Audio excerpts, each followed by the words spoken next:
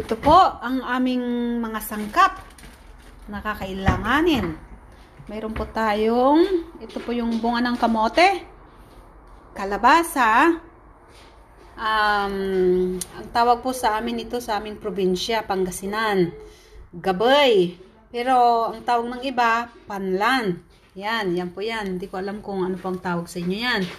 Meron din po kaming okra, ampalaya, sitaw, talong, bunga ng malunggay, may kamatis, bawang, sibuyas, syempre, meron po tayo palagi niyan, bagoong. At syempre, ang isasahog po namin ay pretong isda. Ayan, pinirito po namin yan kanina.